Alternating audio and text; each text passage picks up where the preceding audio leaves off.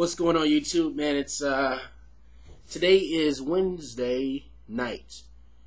Actually Thursday morning because it's 12:04 a.m. And I'm just coming to get some good news again about finance. Reading some good books now. One book that I'm definitely tackling right now is The Richest Man in Babylon. Now, I am going to start a 7 series, and what I mean by a 7 series is this. I'm going to talk about 7 principles that you must have in your life in order to achieve wealth. Now, let me set up the story real quick. In the book, The Richest Man in Babylon, the king has arrived. He has just came from fighting his enemies, and he's defeated them. But when he came back to his city of Babylon, what he found is that the money that he invested to get the citizens of Babylon on their feet and the economy thriving didn't work. What happened is that the merchants were without customers, the laborers were without employment, the farmers couldn't sell their produce. Basically what is going on right now in America, not to the extent, we've lost labor, businesses are suffering, a lot of things are going on. So the king said, I have to come up with a solution to solve this problem, because he dumped money into the situation. So his solution is that he asked his assistant, who is the richest man in Babylon? So as far as his assistant knew, is that the richest man in Babylon at that time was a man by the name of Arcad. Now, Arcad was basically summoned by the king. Said, come, I want to talk to you. So basically the king said, hey, now it says to me that you are the richest man in Babylon. And he basically said, that's what people say. And I guess no one else came forth and said that I am the richest man in Babylon. So I guess that would be me. So he basically said, I want you to teach 100 of my men. And they range from all different categories of teachers, scholars, different categories of how you became wealthy. And I want you to teach them how to become wealthy.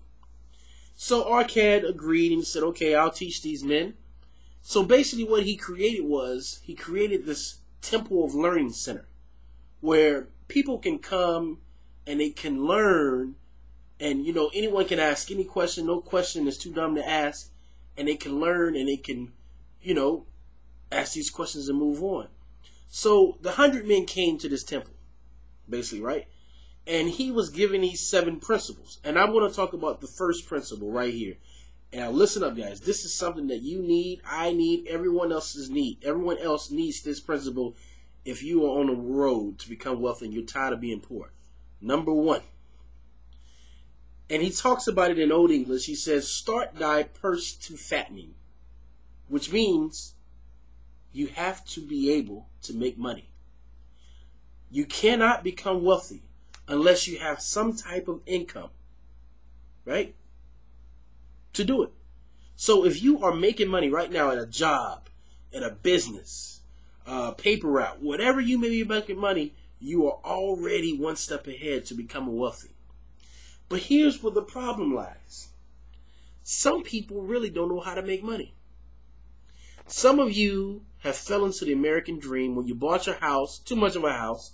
You barely can save money. You barely can invest money because you don't have any to invest. Only thing you have now is a high mortgage payment that was too much for you in the beginning. But here's the funny part. Everybody has things that they're great at.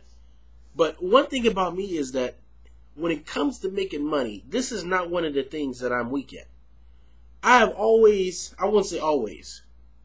I have ADD and whatever, and some people say it's a negative thing. I think it's a positive thing myself. But one thing me and my wife always kind of have a butt in the heads about is I have too many ideas. I have too many ideas to make money. And I guarantee you all of the ideas will make money.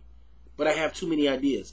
This is why I can never accept when a person has lost their job and they feel like they can't make money. But see, this is why I feel like they can't make money at that time. The reason why they're having problems making money when they lose their job is because now they have too much stress in their life to move forward. See, the time to think about building wealth isn't when you've lost it all. It's before you lose it all. It's when you're making money and you think in your mind, this job ain't gonna last forever. This job's gonna end next week. And see, what you're doing is, when you set yourself up like that, you are not being able to depend on anything. See, I don't depend on nothing. I make money. I have a philosophy in my life. I work to save and invest. I don't work to acquire toys, to acquire the best of clothes. I don't work for those things. See, that's what poor people do. See, clothes and cars, these things can't put money in your pocket. They just take it away. See, I work to build because I only have a little bring in, and I just try to make that grow. And then bring more, make that grow. Bring more, make that grow. You guys following where I'm going here?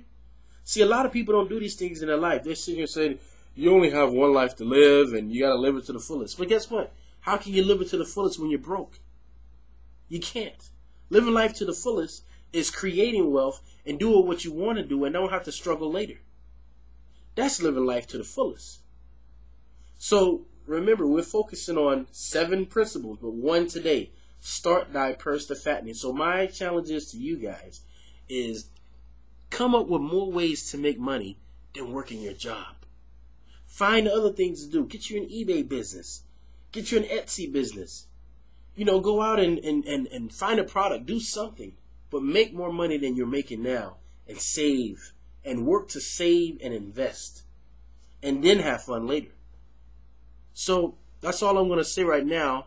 And I'll be coming with the second principle probably tomorrow. So until next time, guys, feel free to comment. Signing off.